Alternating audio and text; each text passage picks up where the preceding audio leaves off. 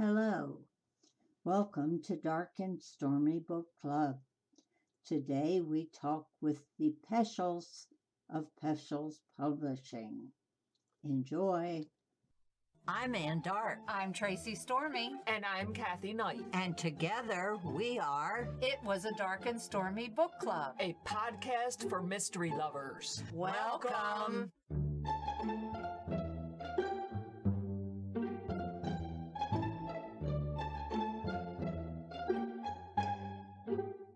If you enjoy our show, please consider contributing to the Dark and Stormy Patreon. By becoming a patron, you will help us create better and quality content. There are also benefits to becoming a patron, such as exclusive content and Dark and Stormy merchandise. Become a supporter at patreon.com/darkandstormybc. Check our website for the link. We appreciate any and all contributions. Thank you. Agatha Christie, She Watched. One woman's plot to watch 201 Christie adaptations without murdering the director, screenwriter, cast, or her husband. Notation: this will have a few spoiler alerts, but we'll warn you ahead of time when they come. This book came out in April of this year, and it is published by the Peschel Publishing. We are very pleased to welcome to the program Teresa and Bill Peschel. They run Peschel Publishing Company, and they are very knowledgeable about Agatha Christie. One of their latest endeavors, I'm sure they've got something else in the work, is Agatha Christie, She Watched. Welcome, Teresa and Bill. Thank you. We're thrilled to be here. We had a great time the last time we did a podcast with you last year, and here we are again. Yes. This book, I have had so much fun with this. I'm on a quest to watch every movie I can from this book. And then I read what you say, and then I watch the movie. I've got about 7 or 8 in newer ones, but I've seen a lot of the older ones, the Margaret Rutherfords and that ilk. But it's a wonderful resource. It really is. Thank you. Thank you. I wanted it to really be informative, and I learned so much during the process of watching the films. Just so much. I can imagine. There's a gamut from one end of the spectrum to the other. There's very lighthearted comedy. There's tragedies. But then there's very deeply follow the book by the letter dramas. Oh, absolutely. And everything in between. What was your favorite Agatha Christie movie that you've seen? Oh, that's so hard. More than 200, because now we're doing the internationals. I would have to say still one that was just perfect was the Russian Poirot's Failure. It's the Murder of Roger Ackroyd. And it, at one and the same time, was absolutely faithful to the text, and yet it wasn't boring, because, you know, books and films are not the same medium, and what you can do in a book, you can't do in a film. And it was perfect. The Russian version? Yes. Is yes. it available over here? Bill found it on Daily Motion, I think. Right now, it's not available. Daily Motion, the things come and go. I don't know how else you would find it, but it was perfect. But so was the Poirot episode 5 Little Pigs, and that was, again, with David Suchet. That was perfect. I'll have to check that one, 5 Little Pigs. Okay. Oh, it was perfect. Sad Cypress was really well done, and when we saw it a second time, I liked it even more. Who was your favorite Miss Marple?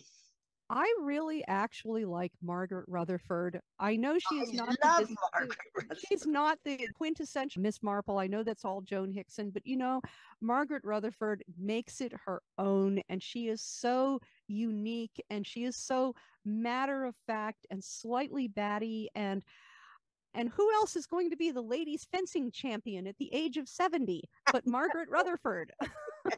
And I loved her husband too. Stringer Davis. Yes, yes.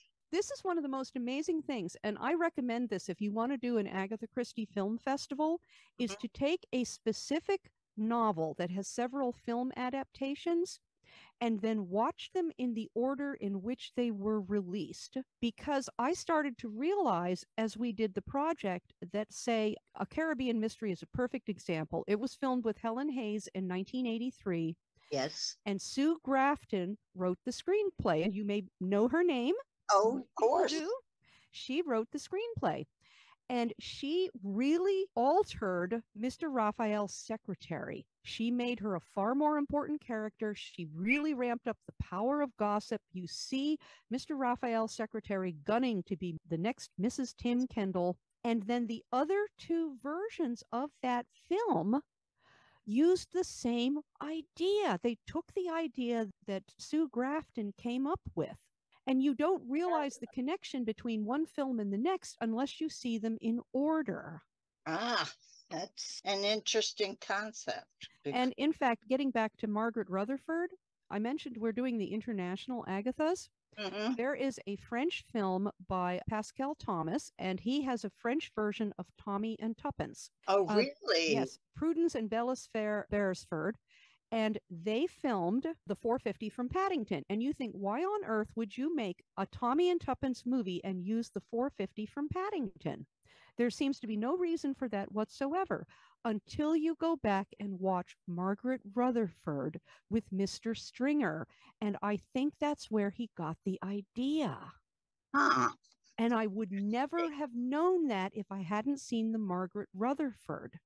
Wow.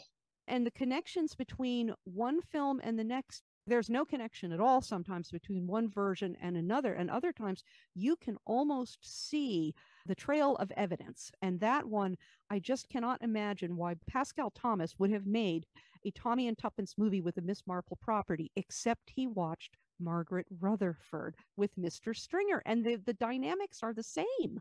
Oh, wow. It is amazing. I'll have to check those out. I know this is a quest of the heart to do. We fell into this job. Is there a version of any movie that you think is least Agatha Christie like? The Alphabet Murders. With Tony Randall. That was terrible. And I really think that they tried to make Hercule Poirot into Inspector Clouseau. It's the only reason that they did that. And Frank Tashlin, the director, he's a very skillful director, but he did Jerry Lewis movies. He did not do murder mysteries. That answers that one. Yeah, exactly. Somebody made the comment that Tony Randall was not playing Poirot. He was playing Tony Randall playing Poirot. He made him more into a clown. It was not a serious adaptation. It had enormous plot holes. And, you know, the cameraman spent so much time diving down women's necklines that they could have spent on the plot. That was the era, too. Oh, my God. Mini skirts and V-necks. Oh my God. Painted on sweaters on all of the young ladies, unless they had a huge plunging neckline, and all of the art was of naked women. It's culture, so you know that's okay, but it got tiresome. Yes. That's a terrible movie, and yet it looks gorgeous. It's beautifully shot. The cinematographer really knows his business, and this is something else I learned because I never paid any attention to that kind of thing before, but now I can look at a well-composed shot and say, you know, that looks really good, but the movie is still crappy. I'm afraid I'm more of a cinephile, so every once in a while I'll stop and point something out to her, and she'll just, for the longest time, it was like, why do you bother? It's like, what? It means something to me. It's a well-composed shot, and I can see. Things. I have learned a lot about the movie biz. Yeah, I'm sure. Halloween Party, because it was one of Agatha's later novels, and you could tell she was not being well edited, and she was not as on the ball as she had been, that her writing powers were failing. And yet Mark Gatiss made a remarkably good film out of that novel. He is the one who wrote that Suchet adaptation. He made a remarkably good film. And I What about the new movie coming out, Haunting in Venice? Really don't know what A Haunting in Venice is going to be like, except that it will look great and some of the names will match. I just hope they don't mess it up like they did the last one. Oh, Death on the Nile. That was so terrible. It looked fabulous and it looked incredibly fake. And he wanted Gal Gadot as Lynette Ridgway, but he didn't want her to be Lynette Ridgway, who is a hard-nosed girl boss. And he softened her up so much that you just couldn't accept it. You just couldn't buy how she behaved. yeah. My daughter and I went to the movie theater. We sat down, and within 10 minutes, I said, "This is not going to be pretty." Oh, the that dance floor. The the dance floor where they're scene. practically dry humping. Oh my God. Oh my God. That was awful. We almost walked out. I said, we have to sit it through. As much as it costs to get in here, we're going to sit it through. But Oh, that was awful. It was just awful. And I just, I hope they learned their lesson. well, Oh, we'll find out. We'll find out. Yeah. What I have to say about Sir Kenny's movies is even though he turns Poirot into a gun-toting action hero, it introduces Agatha to a new audience. And I've talked to a great many people now about Agatha Christie, particularly like Alfred Molina, Murder on the Orient Express, which was a TV movie in 2001. And I met someone through Instagram. That was the first time he had ever seen an Agatha Christie film, and it was the first time he'd ever heard of Agatha Christie. And every time a movie like this comes out, oh yes, you don't know what people don't know. Every time a movie is released, even if it's not a very good one, it puts her in front of a new audience who hasn't heard of her. Because if you don't, you get lost in the tsunami of swill. Well, you see people and they'll say something about John Wayne. They'll go, "Who's John Wayne?" Exactly. Exactly. Writers can be lost in the past. They just disappear. You're familiar with Downton Abbey? Oh, yes. Okay. And you know who Dorothy Sayers is and Lord Peter, her peer detective? Well, ask yourself why the Dorothy Sayers estate does not license Sir Peter because you say the phrase murder at Downton Abbey. It would sell itself. Of course it would. And yet the Sayers estate does nothing. And so she is becoming forgotten. But the Agatha Christie estate is making sure that Agatha is not forgotten. And whatever else I can say about some of the adaptations is they keep her in the public eye. It seems like every year there's a new book about her. Yeah. Oh, Lucy absolutely. Worsley put out Mhm. her book. And then before that, it was the one about her missing week. Yes, her missing 11 days. And I Yes. have to say, having now seen multiple film versions, Doctor Who was still the best. Oh, yes. Doctor Who is always. It was the most accurate, I think, of them all, even involving giant alien space wasps. Yep. But surprisingly, Agatha and the Truth of Murder, that one did a surprisingly good job. I was really surprised. Yes, and in fact, it showed how she did not write in a vacuum. I watched a documentary not too long ago where they found all these notebooks that she had written. So when she went traveling or something, she would write plot lines and things on pieces of paper. We'll And have to look for that. somebody was talking about possibly putting those all together and seeing if they could come up with a version of Agatha Christie mystery. We have both of John Curran's books, and he really went into detail with her notebooks. Because if you're interested in how she wrote and how she thought, they are excellent books. They should be easy to find. And they did have, because we have them on the shelf, that there are plot outlines and stories that she never used. They could be bits and pieces. So it's not like you can find something and just write an Agatha Christie. Oh, of course not. When she went traveling, she would see people and write their description and if they would make a good victim or I think it was in the notebooks that she mentioned hearing in a cafe someone say the phrase at a table next to her, "Why didn't they ask Evans?" And, Oh, really? Is that yes, where she got the title? if I remember correctly, that is such a great title for a novel, and it's just such a great concept. Why didn't they ask Evans? It's almost a perfect title, and her titles are not always very good. A Caribbean mystery, but why didn't they ask Evans? What a fabulous title. Yep. She was the master, if you can call a woman a master, and still is. But Absolutely. But if you met her, she'd tell you she was a housewife. That's what. That's a typical English diffidence, I think. Yeah, very. She said that earlier in her career.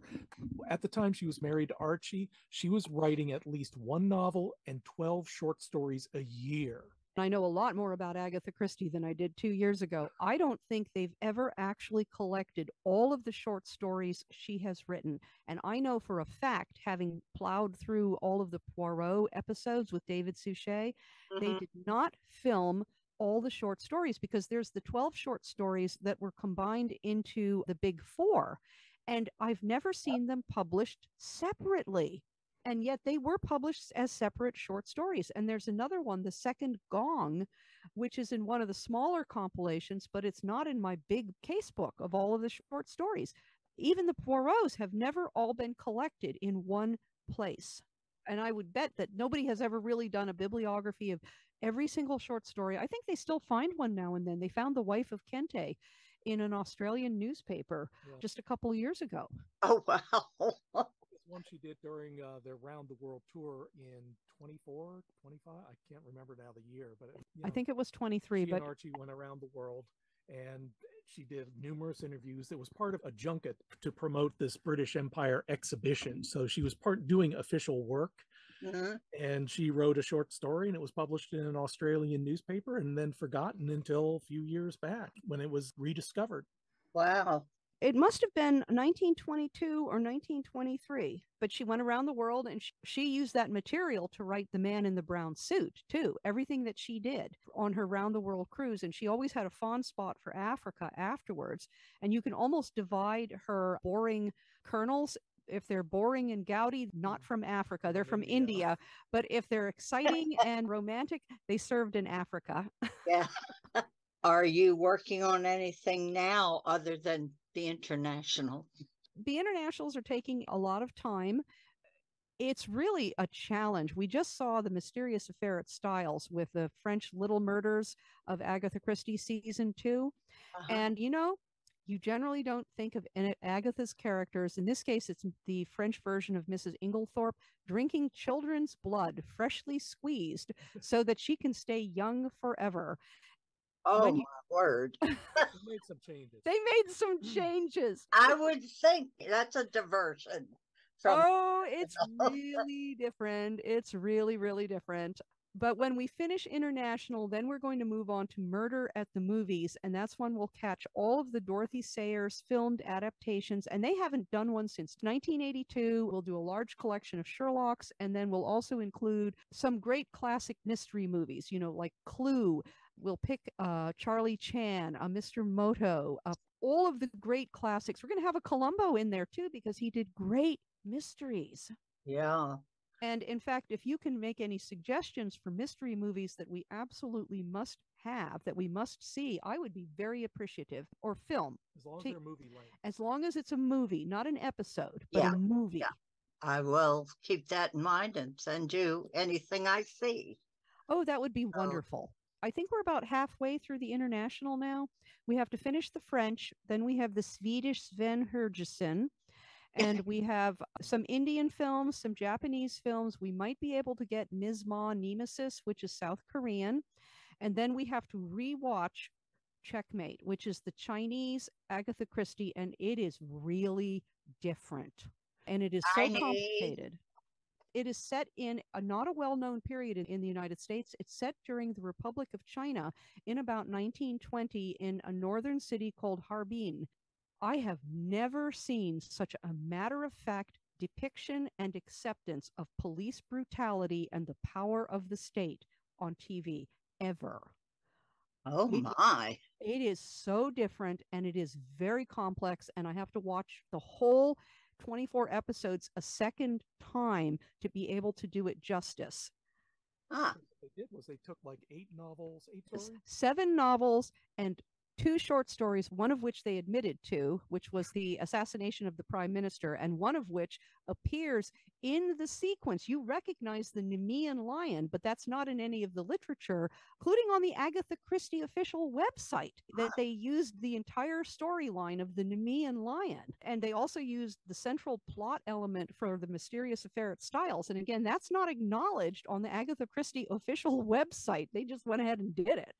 oh my goodness. There's this overarching story that takes place over the 24 episodes, in addition to the individual anywhere from 3 to 5 shows that cover a particular novel or story. Yes, and it's the Republic of China fighting for its existence against Japanese infiltration. And you start learning that there was already a Japanese presence in mainland China as a result of World War I. And I Right. didn't know that.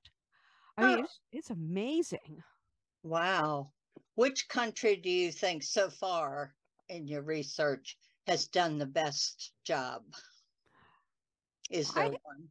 Even though I have only seen 2 of the films, I have to say the Japanese. I've seen several Japanese films. I think 4 of them, because they did The Great Actress Murder Case, where they removed Miss Marple and turned it into a contemporary Japanese police procedural, and it worked. And then they also did a fabulous version with the same actor as the lead of And Then There Were None. And they did the only really good, it is almost perfect version of Appointment with Death. And they did The Murder of Roger Ackroyd. And again, they were able to follow the text. It was almost flawless, except they softened Dr. Shepard's motivation. The Japanese ones were uniformly wonderful. I would like to get more of them. We have Murder on the Orient Express waiting in the queue, but there's probably 5 or 6 more, and I don't know if we will ever be able to get them. Wow. And they're wonderful. And it's really a shame because it's nowadays with streaming services, it's even possible to go ahead and provide an English language, English subtitled version of these movies. Yes, And yes. shows, and we'd snap them up. We would. You know, hopefully the word can go out that you can do this. But they are absolutely wonderful films. Monse Numura makes incredibly good Poirot. The 2 with Monse Numura, where he's actually Poirot, they're all set in the 1950s, and they take full advantage of the turmoil of World War II, particularly Appointment with Death. Tragic, and yet happiness and new life comes out of the tragedy. Wow. And, oh my God, what a fantastic version. And that was one of the versions. David Suchet also did Appointment with Death, and it was horrible. Oh, really? Oh my God. White slave trading nuns. I do remember. In the desert. It was horrible. And then you see the Monse Numura, even with the subtitles and it being incredibly Japanese, very, very Japanese, and yet it is absolutely faithful to the story. Wow. And how the family was treated by Mrs. Boynton. Wow. Fantastic movie. Absolutely fantastic. A million versions have been made. What is your best and worst of And Then There Were None? And Little Indians. Okay. The absolute worst is, without a doubt, the 1989 one with Frank Stallone, where they are running around in Africa on an African safari, and there were so many missed opportunities in there. It was a terrible movie. And the best is probably either the Japanese version or the Russian version. See, one of the things about And Then There Were None, spoiler alert, is that most of the film versions are actually based on the stage play. Mm-hmm. Agatha rewrote the novel, and she retconned the 2 arguably most evil people, Vera Claythorne and Philip Lombard, and made them into our hero and our heroine. And most of the films that you see are based on the stage play.